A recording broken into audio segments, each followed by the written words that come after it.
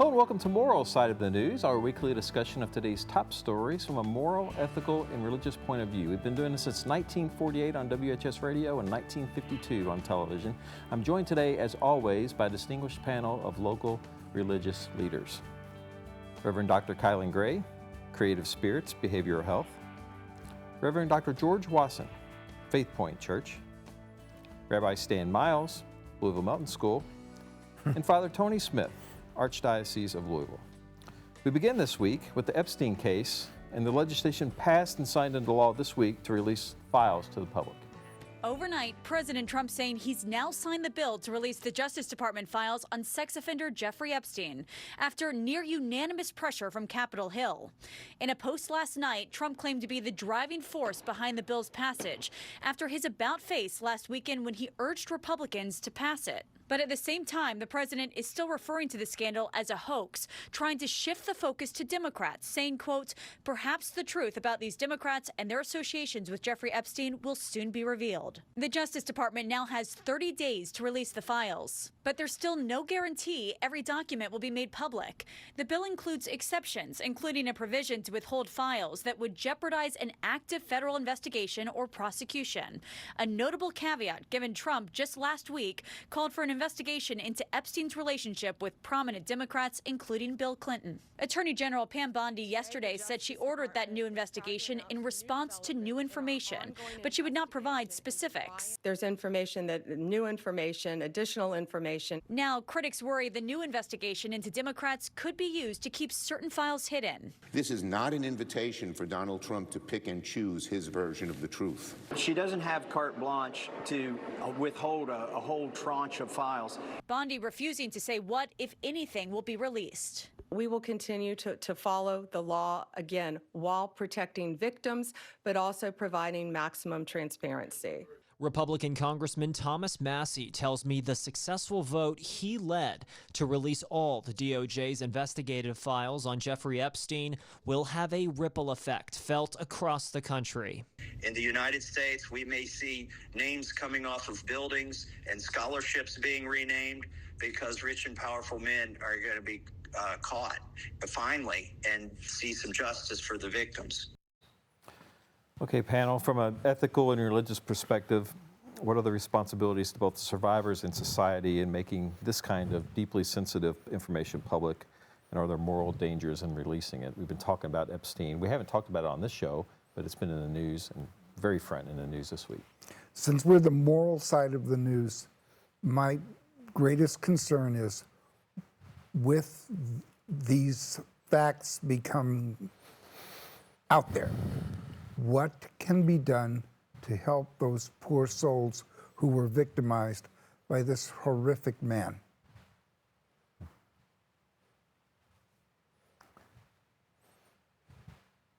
So I was, when I knew what the topic was that we were going to talk about today, I just asked a couple of folks from my church. I said, so what do y'all think? What do you think about this Epstein thing? And the overwhelming answer I just kept getting was, I'm just so over it. Like this, is it going to make any difference whatsoever? It's been 6 years since Epstein was convicted, right?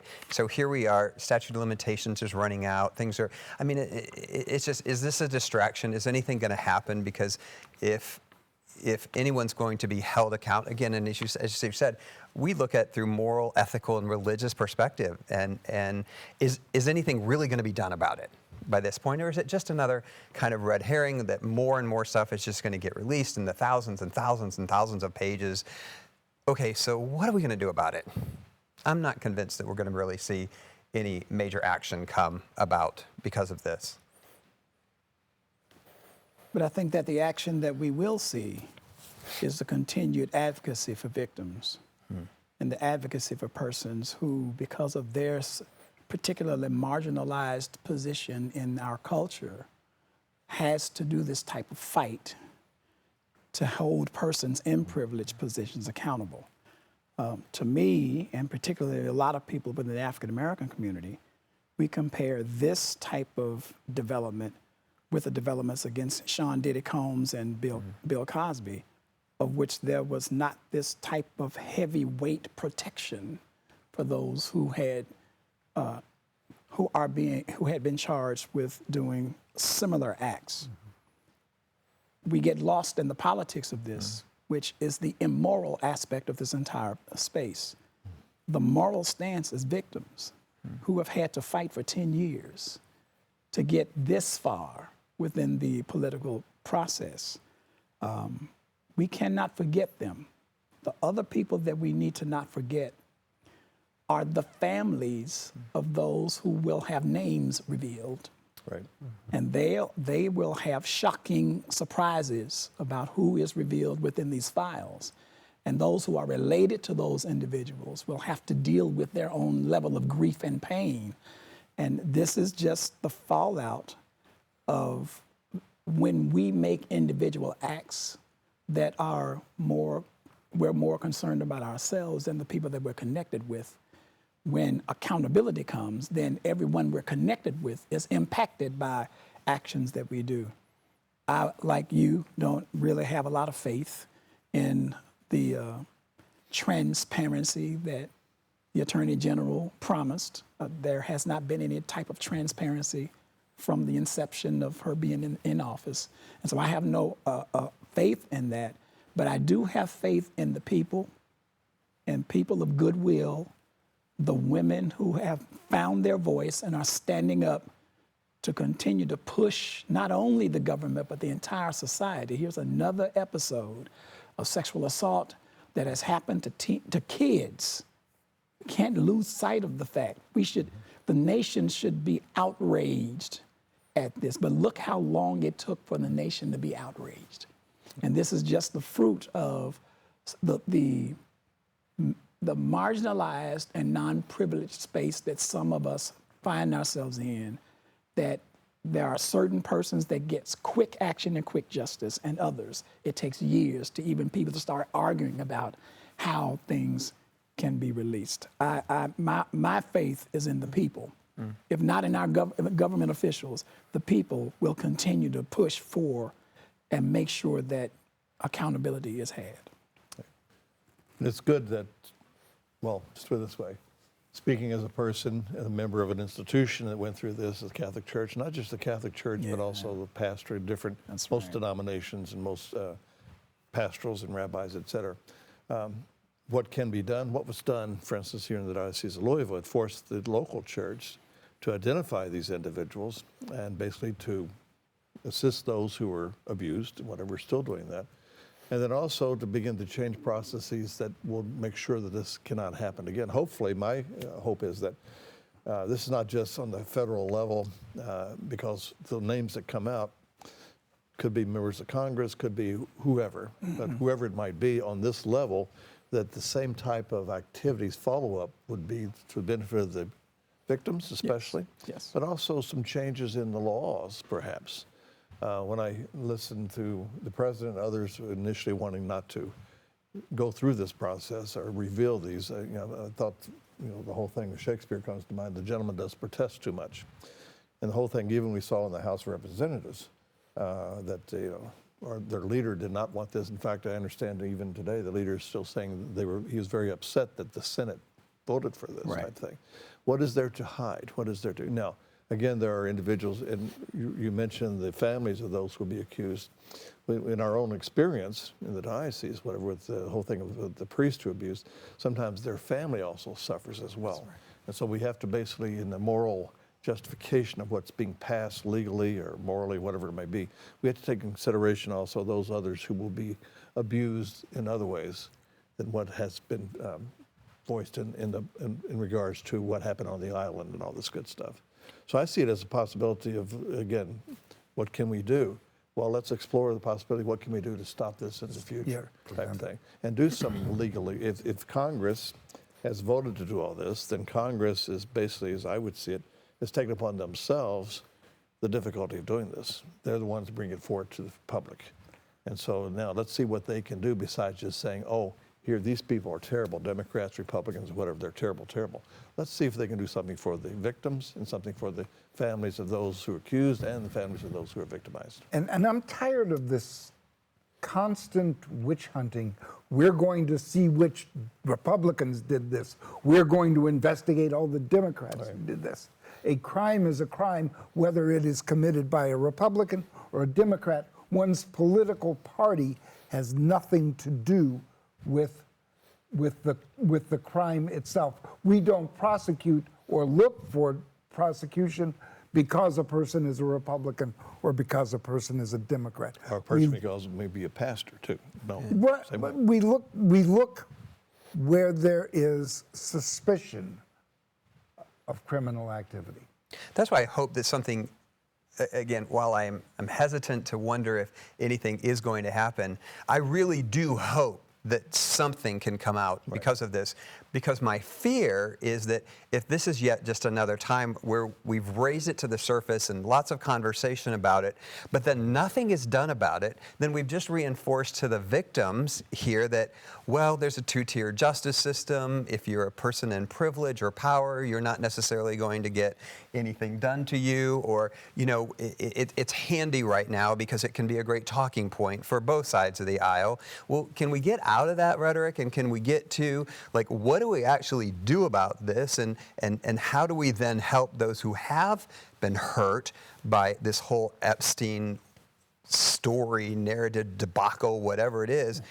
But again, if we don't do something about it, then what does that say to the victims of, well, nothing happened with them, so should I even let my voice be heard? Well, the federal government is supposed to be serving the people. Correct. So let's see a little service on the part of, not just in the legislative section, the judicial session, and the executive session as well.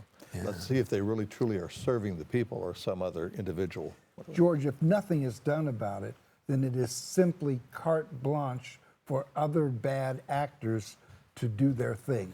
Oh, absolutely. And that's my point, is that that's why something I think has to be done. We've sufficiently now raised it to the surface, right? The eyes are going to be looking at it. The files are going to be released. So we have to do something about it. I'm not saying that, so what I'm saying is that if we don't, then that is not going to work to anybody's real advantage, right? Well, and it's going to really hurt the victims. Here is something that all of us can do, because we know that our politics is a reflection of our culture and our society. Right. And what we know about our society is that, for the most part, we don't think well about women, for the most part. Correct. I would venture to say that if the day ever came that there was a majority of women in Congress, a whole lot would change as it relates to the rights of women in this country. Mm-hmm. 1 out of 3 women in America has been sexually assaulted before the age of 15. Mm-hmm. Now, that's a cultural issue that we never talk about. Every 12 seconds, a woman is attacked by someone who says they love, that says they love them within America. And we do not talk about this. We have evidences where women who run for office, the conversation is constantly about their mental acuity or their ability to lead in political spaces. What we don't want to admit in this country is that we have a misogyny issue in our culture. And that's the only way that we can make a connection of how this has taken so long to reach the point that it is now, because as a culture, we do not favor or respect women as equal to men in this community. And it is the environment or the context that creates the possibility of continued events that happens that we're talking about. Not only do the government has work to do, but all of us have work to do in taking a good look at ourselves in the mirror and asking, what can we do to create more safe spaces in the home, in our churches, and our businesses that respects women, so that women can be believed? I think that one of the most egregious things that took place within the shift of the ways that Title IX, for instance, Title IX regulations were shifted within higher education, was that we can no longer take the word of the victim and believe the victim immediately when they come and say that something has happened to them. And that was from a federal government shift in regulations. It is an example of how we continue as much as we have noble intentions, we still create dangerous, unsafe spaces for women in our country. And that has to change. And that's something that all of us can do something about. On the federal level, you see a perfect example of that in the Defense Department. Yeah. Oh, yeah. Yeah. So what has happened with the new Secretary of War. The denigration of women and all this stuff. Now, granted, there's physiological differences when it comes to fighting and all this good stuff still, but what they have been able to do is now getting rid of major officers who are female, whatever like that. That gives the whole example for society in general to start doing the same type of thing, to denigrate women. You're correct on that. It's a very good point. So. And here we sit, a panel of all men. Men. Yes, right. Not by intention. We had a late cancellation, so it wasn't our intent to be all men today, but very good conversation. Thank you for that conversation. And let's turn now to artificial intelligence and its role in religion. So AI is shaping how we work and learn. It's also changing how we pray.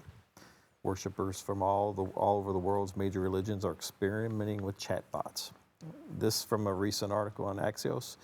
A new digital awakening is unfolding in churches where pastors and prayer apps are turning to artificial intelligence to reach worshipers' personalized sermons and power chatbots that resemble God. The AI uses getting the most attention and scrutiny are those that create a feeling that users are talking to a divine power or clergy. For example, the Text with Jesus app allows users to embark on a spiritual journey and engage in enlightening conversations with Jesus Christ.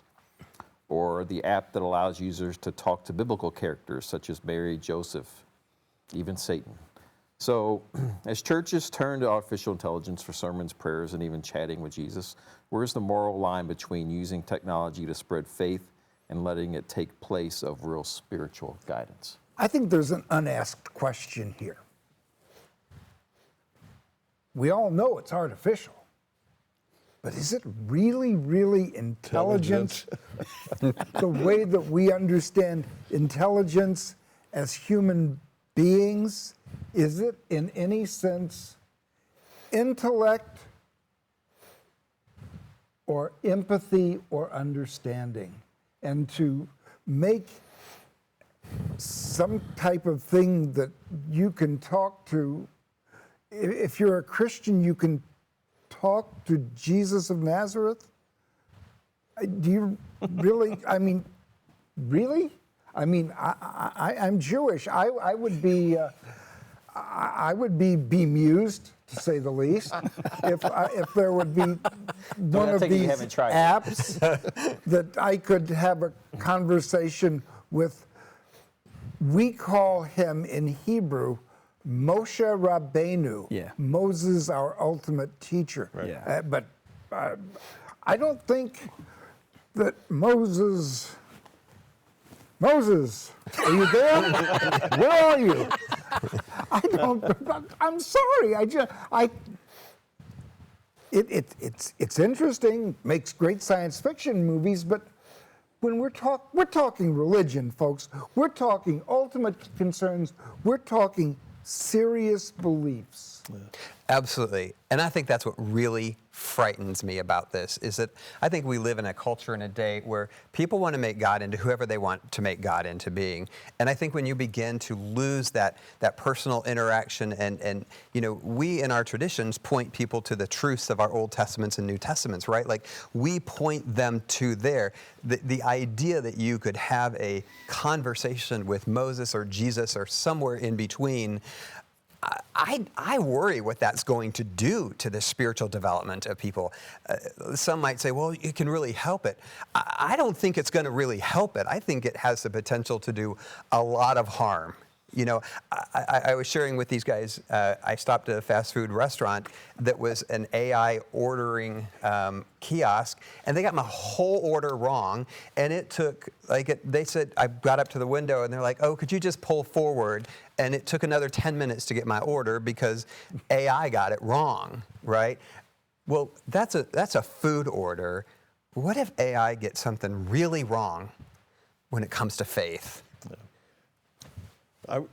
it's been said to me recently, well, all this is really is AI is simply a repository of knowledge and whatever.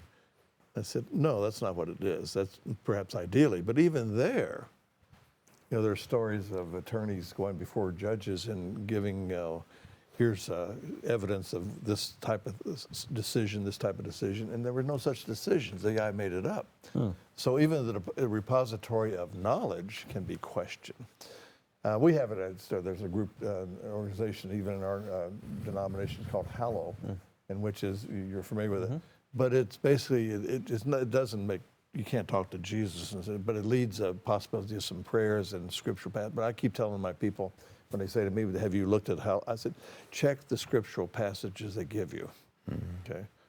Because sometimes it makes you wonder. It's to be noted in our tradition, Leo, his third day of being the new pope, met with all the cardinals and all this stuff, and one of the major issues that he puts forth is artificial intelligence will be one of the main issues we must deal with on a moral level. And his initial comment is, if it is lifting up the human dignity of the individual rather than denigrating it, then that's possibly a good thing to use. But we have to keep an eye on it because the history right now is it's not that intelligent, okay? In fact, my concern is you read situations of this nature where they would actually people say, well, can you cut this thing off? And they say, oh yeah, we'll show you. And a couple times they cut one of the chat boxes off, only to find out that the chat box had duplicated itself into another chat box over here. So the whole thing, can they control this? That's one issue as well. So, but it's something we're going to have to This is a new interaction of information and inspiration that happens over the history of religion. Yeah. We are in the age of 1 billion prophets. Yep. And before AI, and while AI is doing what it's doing, people have been watching people all over the place with these gadgets and finding inspiration from people they don't even know. TikTok. They hit social media and hit all of the different things. Before that, it was television ministries. Before that, it was any mosque or synagogue or church that you go to that you are trusting automatically that that person is intelligent. And it may not be the case. And so, yes, there are dangers with any form of technology. There's dangers with it. We have to watch it. But this is not new. We've had ways of ensuring that there's purity of theological or religious information when we gather together as pastors or as rabbis, as persons who are coming through seminary, as a gauge of helping people to know how to teach appropriate doctrine. Well, that is a form of intelligence that people have engaged where there is an accountability for what is being taught. What is being lost is the accountability piece. And what the hope is that even with this new age of technology that people are already using, where is the accountability? The concern is how can that person who is by themselves, who's watching a bot and getting some form of inspiration, how does that person get to a point of accountability to know what it is that they're watching? Any person who picks up a sacred text runs the risk of misinterpretation. And so this is, to me, just a more fancy, more quickly processed with a whole lot more information that comes involved with it, influenced by the ones who developed it, but still the dangers are not new. They're the same dangers that we have with AI is the dangers that we have with just human people who may mislead. What do we call them? What do we call these people? We call them influencers. Yes. Now that's scary. Yeah. Well, a commonality that we all share is a prohibition towards idolatry, right? And for me, when I think about some of this AI, like I can just picture somebody sitting at home going, whoever their AI is, do me a worship service today about being kind. And so this AI is going to craft something that, we all remember the early days of the computer, right, of garbage in, garbage out. There's a huge repository of garbage out there that's feeding this AI kind of stuff. And I think this personalized, make it what you want it to be, individualized. Again, we all share in our faith traditions that God created us to be in community with one another. That's where that accountability comes from. That's where that inspiration and things come from. This, wow, not only watch it, I think we got to be super careful with it. But look, the danger is beyond just what you get there that may be inaccurate. Think of at least 5 different times I think I've seen where a teenager has committed suicide because the bot said to do it, type thing. And so if we get to people who are that, not I don't want to say naive, but that innocent in regards to trying to find out, rather than talking to their parents, rather than talking to their coach, the minister, rabbi, whatever it might be, they go to this bot and say, well, if that's the way you feel, you might as well go ahead and end it. And they do. Now that, to me, where's the accountability on that? Right. This is the dystopian world that we've always thought about and always dreaded. It's here. Yeah.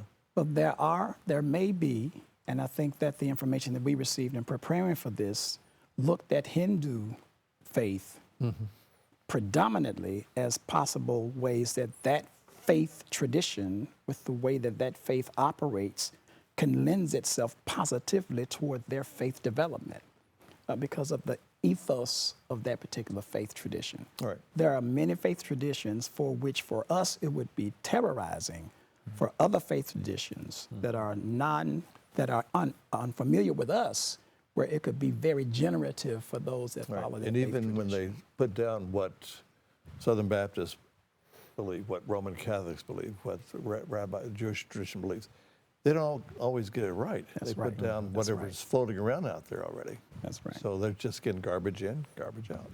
So. And taking that as authoritative. Yes. I think, again, that for me is part of that idolatry thing, is that they not only listen, but they place that as their source of authority, right? Whereas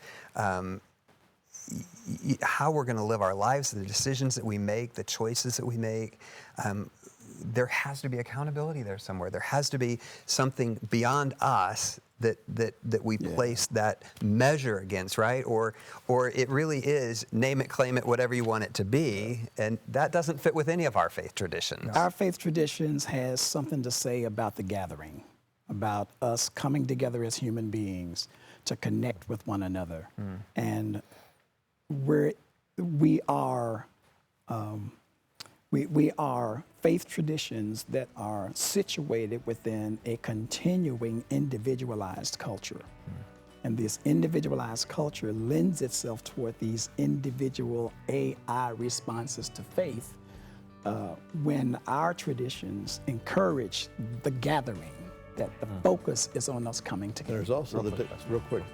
Go for it. Last Okay, I was going to say the danger also is, I mentioned to you the new Pope in his 3 days into this, but right after he made those comments, supposedly there were artificially created interviews that he didn't do, saying something totally different. So that's the danger of artificial intelligence. Deep faith. Yeah, deep faith. Oh, so great conversation. Well, maybe we'll carry this on to another show. It was Galia's idea, so thanks to our panel today, Reverend Dr. Colin Gray, Creative Spirits Behavioral Health, Reverend Dr. George Wasson, Faithpoint Church, Rabbi Stan Miles, Louisville Mountain School, and Father Tony Smith, Archdiocese of Louisville. Thanks for watching Moral Side of the News this week. Have a great Thanksgiving.